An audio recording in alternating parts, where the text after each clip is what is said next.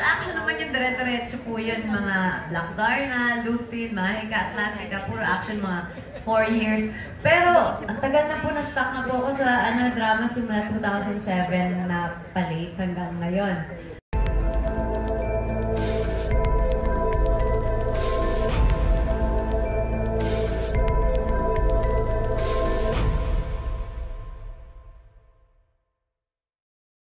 Exactly, puro mga hapon yung mga ginagawa mo and yes, mga drama. So,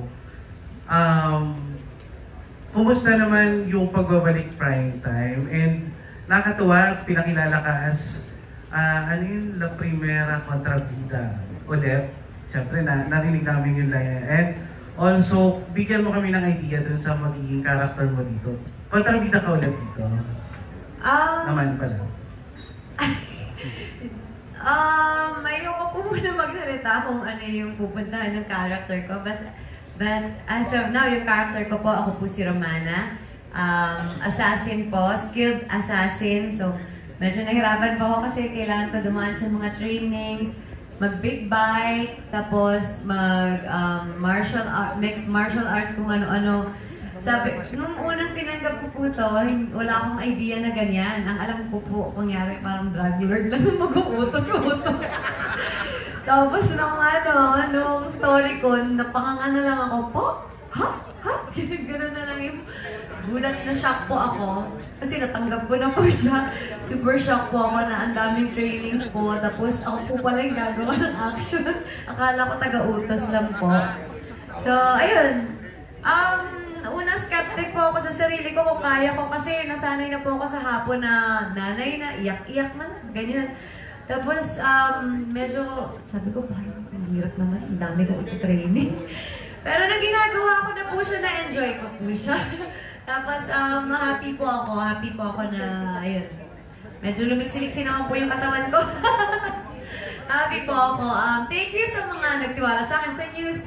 Jimmy, thank you po sa GMA sa news. Ayan, kay Erwin. Ayan, kay Michael. Thank you sa ating mga creatives po. Thank you po sa news na pagtiwala niyo po sa role na Romana. News and Public Affairs, paulit-ulit ka naman. Ayan. So, ayan. Thank you po at nagtiwala kayo sa akin na kaya ko maging Romana kasi ako hindi. Nung una. But thank you, Erwin Tagle. Ayan, sa action director namin and Direk Romel, Direk Richard, thank you po sa tulong niyo po at sa mga artista po na magagaling na nakatrabaho namin. Siyempre, hindi ko naman po magagawa ito kung hindi rin po sila magaling. Thank you po.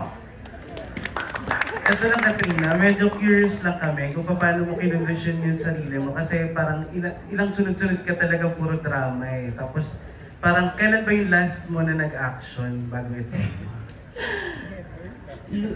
Lupin, 2007. Yeah. Ano ba? O nga, no?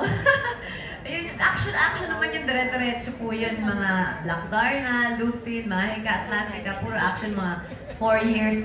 Pero, ang tagal na po na-stuck na po ako sa drama simula 2007 na palate hanggang ngayon. Kinondisyon, mga March ko pa po ito nalaman na parang magkakaroon ako ng Black Rider, ganyan. Pero nalaman ko, May na ata na action yung gagawin ko. Pero sinabi na parang, syempre kinondisyon ko yung sarili ko na kailangan pumayat ako. Nung nalaman ko na sexy assassin, na-stress na po ako lalo. Ayun, tapos kasama ko sila Ruru, tapos Mateo, mas lalo po ako na-stress. Sakit po ng ulo ko.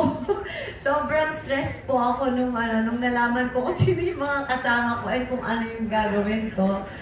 Ayun, pero okay lang, sa stress na yun, at least pumayat po ako, naging maliksi ulit po ang aking katawan. At thank you po sa tiwala niyo. Yun po, ang training and stress, yun po yung kondisyon, yung naging kondisyon ko po sa sarili ko sa paghahanda ko dito sa character na to. Thank you po.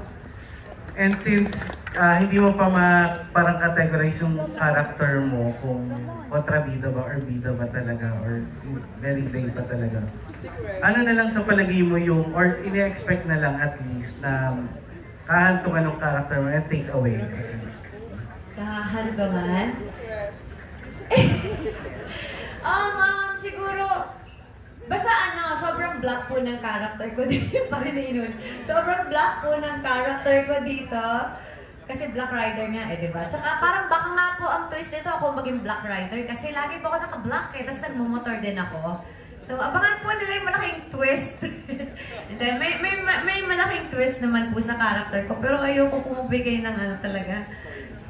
Maging spoiler. Meron naman pong ano, may dahilan kung bakit po sobrang black ng character ni Romana dito. As in, kakaibang Katrina Halili po ang mapapanood nyo. Malayo po ito sa Black Darna, malayo po ito sa Lupin, malayo po ito sa mga actions na ginawa ko before. Sobrang layo po kasi hirap na hirap po ako. Thank you po. Last na Katrina, bakit ang sexy mo pa rin? Ngayon ito may pa-legs ka, diba? Na-miss mo ba yung ganito? Ha? Di ba sa stress nga po? Hindi na-miss mo yung ganito namang character kasi nakikita, ako mismo pag nakikita kitang ginagawa ng nanay, syempre. This time... Losyang. Hindi lumabas na uli eh, yung Katrina na nakilala namin. Ano po tinanong nyo? Na-miss mo ba yung ganito? Na-miss? Oo, ganap Oo, sa sexy. Oo.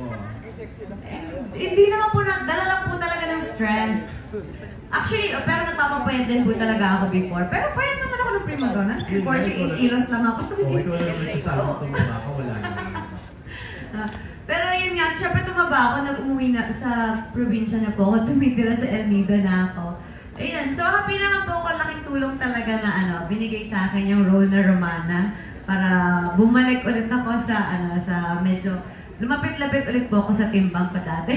And then, tsaka sa mga character din na ginagawa ko dati. Kasi nakilala ka naman na ganyan eh, di ba? Na sexy pa. At glamorosa din, di ba? Oo, kasi parang ilang taon na po akong ano eh, parang mga maluluwag yung dami. Oo, ginagawa niya ng nanay ka. Apa. Medyo na-miss na naman po, opo.